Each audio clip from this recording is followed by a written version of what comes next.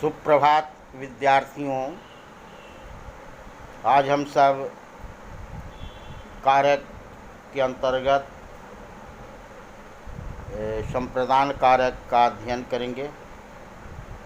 कल मैंने आप लोग को करण कारक तक पढ़ाया था। तो सबसे पहले समझें कि संप्रदान कारक किसे कहते हैं। तो क्रिया जिसके लिए की जाए या जिसे कुछ दिया जाए उसे संप्रदान कारक कहते हैं। फिर सुनिए परिभाषा। क्रिया जिसके लिए की जाए या जिसे कुछ दिया जाए उसे संप्रदान कारक कहते हैं।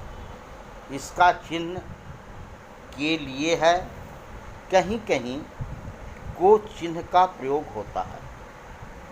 अब आपको समझना होगा, को कर्म का भी होता है और संप्रदान को भी कहीं कहीं को होता है। अब हम कैसे समझेंगे कि कर्म का कोई चिन्ह है कि यह संप्रदान का है। तो कर्म का परिभाषा क्या बताए थे कि क्रिया का फल जिस पर पड़े उसे कर्म कहते हैं। लेकिन संप्रदान में क्या होता है कि क्रिया जिसके लिए की जाए या जिसे कुछ दिया जाए। अब देखिए उदाहरण, सैनिक देश के लिए लड़ते हैं। तो सैनिक किसके लिए लड़ रहे हैं? तो देश के लिए लड़ रहे हैं। तो यहाँ पर किसके लिए क्रिया की जा रही है? तो देश के लिए। तो यहाँ पर के लिए संप्रदान है। दूसरा उदाहरण देखिए, मोहन भिखारी को वस्त्र देता है। अब मोहन भिखारी को वस्त्र देता है तो यहाँ पर दे रहा है किसी को। तो संप्रदान का भी बोले थे कि जिसे कुछ दिया जाए, तो किसे दिया जा रहा है? तो भिखारी को दिया जा रहा है। तो यहाँ पर जो कोचिन होगा वह संप्रदान कारक का होगा। उसने भिखारी को रोटी दी। उसने किसको रोटी दी? तो भिखारी को रोटी दी। तो यहाँ पर को जो है यह संप्रदान कारक है, कर्म कारक नहीं है। पांचवा देखिए, अपादान कारक। जो संज्ञा सर्वनाम क्रिया के साथ अलगाव प्रकट करता है उसे अपादान कारक कहते हैं। जब संज्ञा या सर्वनाम क्रिया के साथ अलगाव प्रकट करता है, माने जुदा होता है, अलग होता है, तो यहाँ पर अपादान कारक होता है, यानी उसे अपादान कारक कहते हैं। अब इसका भी चिन्ह से है। अब पुनः देखिए, करण कारक का भी चिन्ह से और अपादान कारक का भी चिन्ह से। तो करण क्या बताता है कि क्रिया जिस साधन से होती है, इसमें साधन बतलाता है कि क्रिया किस साधन से हो रहा है। जैसे मैं कलम से लिखता हूँ तो लिखने का साधन क्या है? तो कलम। मैं पैर से चलता हूँ, चलने के साधन क्या है? तो पैर। मैं पुस्तक से पढ़ता हूँ, पढ़ने का साधन क्या है? तो पुस्तक। तो यहाँ पर जो से लगेगा यह करण कारक का है। लेकिन अगर अलगाव हो जाए, पृथकता हो जाए, जुदाई हो जाए तो अपादान होता है। जैसे देखो, बच्चा स्कूल से आया है, तो स्कूल से बच्चा आ रहा है माने अलग हो रहा है, जुदा हो रहा है। तो यहाँ पर से अपादान है। पेड़ से पत्ते गिरते हैं, तो पेड़ से पत्ते अलग हो रहे हैं, गिर रहे हैं, जुदा हो रहे हैं। तो यहाँ पर से अपादान है। गंगा हिमालय से निकली है, यानी गंगा हिमालय से अलग हो रही है, तो यहाँ पर अपादान कारक होता है। छठा देखिए, अधिकरण कारक। तो क्रिया के स्थान को प्रकट करने वाला संज्ञा या सर्वनाम शब्द अधिकरण कारक कहलाता है। या आधारो अधिकरण होता है, जिसका जहाँ आधार होता है वही अधिकरण है। किसी चीज़ का आधार होता है। जैसे देखो, गुरु जी कुर्सी पर बैठे हैं, तो गुरु जी के बैठने का आधार क्या है? तो कुर्सी। वृक्ष पर चिड़िया बैठी हुई है, तो चिड़िया का बैठने का आधार क्या है? तो वृक्ष। तो यहाँ पर जो है यह क्या हो रहा है? अधिकरण हो रहा है। मैं नदी में स्नान करता हूँ। कहाँ स्नान कर रहे हैं? तो नदी में। नहाने का क्या आधार है? तो नदी है। मैं सरोवर में नहाया। कहाँ नहाया? तो सरोवर में नहाया। नहाने का आधार क्या था? तो सरोवर था। तो क्रिया के स्थान को प्रकट करने वाला संज्ञा या सर्वनाम अधिकरण कारक कहलाता है। सतवां देखिए, संबंध कारक। ऐसे तो संबंध के बाद ही अधिकरण होना चाहिए, लेकिन आपकी किताब में इसी तरह से दिया गया है। जो संज्ञा या सर्वनाम शब्द किसी दूसरे संज्ञा सर्वनाम के साथ संबंध प्रकट करता है। जो संज्ञा या सर्वनाम शब्द किसी दूसरे संज्ञा या सर्वनाम के साथ संबंध प्रकट करता है, उसे हम संबंध कारक कहते हैं। यानी दो के बीच में संबंध स्थापित करता है।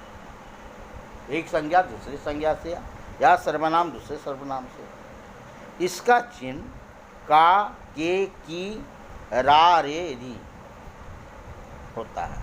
जैसे मेरा बेटा आपका कोट उठा लाएगा। यहाँ पर देखिए मेरा, यह मेरा क्या है? यह संबंध है। किससे है? तो आपका। तो मेरा बेटा आपका कोट उठा लाएगा, तो मेरा या आपका यह संबंध कारक है। राधा कृष्ण जी की भक्ति थी। राधा कृष्ण जी की भक्ति थी। अब राधा और कृष्ण के बीच में जो भक्ति है उसका संबंध है, क्योंकि राधा और कृष्ण की भक्ति थी। तो एक संज्ञा सर्वनाम दूसरे संज्ञा सर्वनाम के साथ जब संबंध प्रकट करता है तो हो जाता है। यह राम की गाय है, तो राम और गाय के बीच में संबंध की है।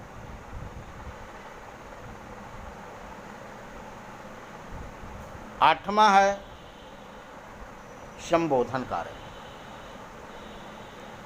किसी को पुकारने के लिए या शोक, हर्ष, उल्लास प्रकट करने के लिए आने वाले संज्ञा शब्द संबोधन कहलाते हैं। इसके चिन्ह हे, अरे, ओ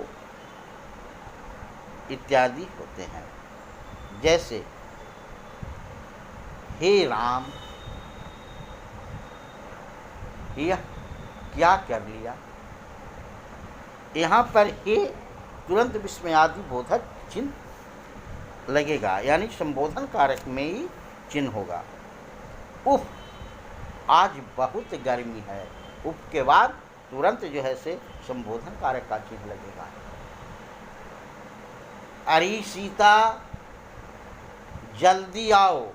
अरे सीता, यहाँ पर जो है संबोधन चिन्ह लगेगा। अब हम देखेंगे संज्ञा शब्दों की रूप रचना। संज्ञा शब्दों की रूप रचना देखना है। इसमें लिंग, वचन और कारक के कारण संज्ञा रूपों में अंतर आ जाता है। जैसे अब कारक है और उसका एक वचन और बहुवचन में कोई शब्द का कैसे परिवर्तन होता है। जैसे आकारांत पुल्लिंग शब्द बालक को देखिए, नर को देखिए, मनुष्य को देखिए, देव को देखिए, छात्र को देखिए, यह आकारांत पुल्लिंग शब्द है। तो एक कर्ता की में तो नि चिन्ह होता है, तो एक वचन में क्या होगा और बहुवचन में क्या होगा, इसको समझना है। जैसे कर्ता तो बालक भी लिख सकते हैं, बालक ने भी हो सकता है। बहुवचन में भी बालक और बालकों ने। अगर ने नहीं लगाएंगे तो बहुवचन में भी बालक बालक होगा, लेकिन ने जब लग जाएगा तो बालकों ने। कर्म में बालक या बालक को, बहुवचन में बालक और बालकों को, करण में बालक से या बालक द्वारा और बालक के द्वारा, बहुवचन में बालकों से, बालकों द्वारा, बालकों के द्वारा। संप्रदान में बालक के लिए बालक को, बालकों के लिए बालकों को। अपादान के एक वचन में बालक से, बहुवचन में तो बालकों से। अधिकरण में बालक में या बालक पर और बहुवचन में बालकों में, बालकों पर।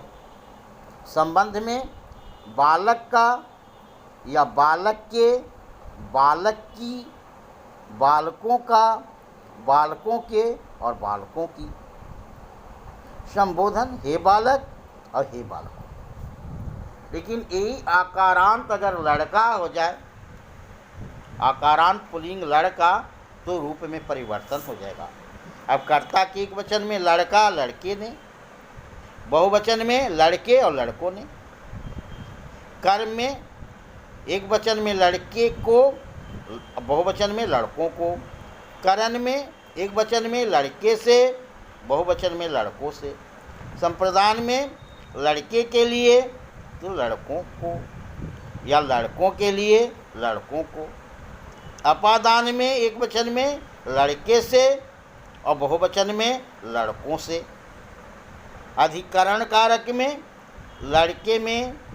लड़के पर और बहुवचन में लड़कों में, लड़कों पर। संबंध में लड़के का, लड़के के या लड़के की और बहुवचन में लड़कों का, लड़कों के, लड़कों की। और संबोधन में हे लड़के और हे लड़कों। उसी प्रकार अगर हम इकारांत पुल्लिंग शब्द कवि देखें तो कर्ता के एक वचन में कवि, कवि ने, और बहुवचन में कवि, कवियों ने। कर्म में एक वचन में कवि को, बहुवचन में कवियों को। करण एक वचन में कवि से, बहुवचन में कवियों से।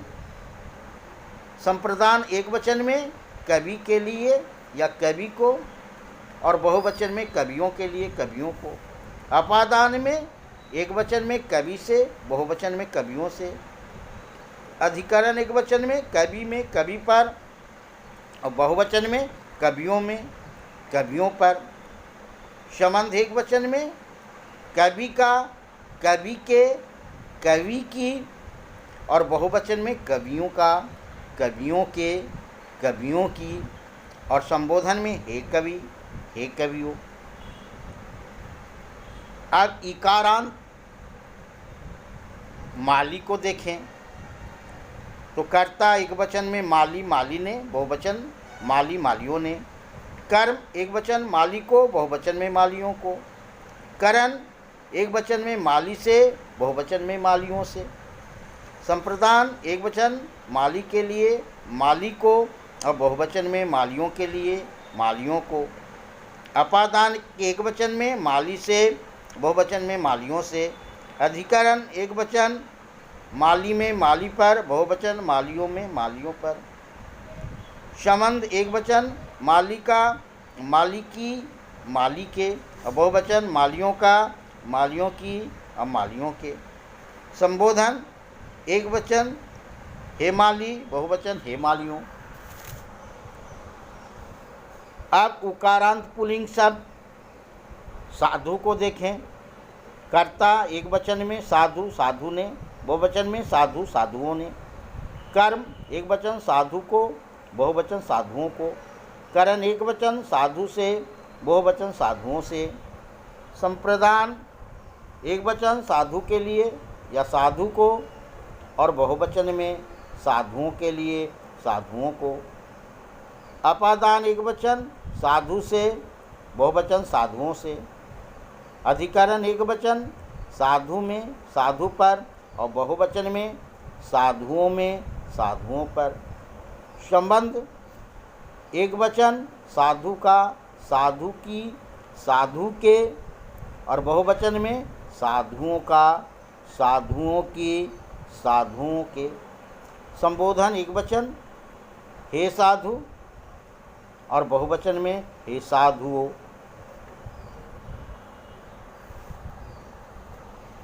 नेक्स्ट वीडियो में इसका प्रश्नोत्तर का हम समाधान करेंगे।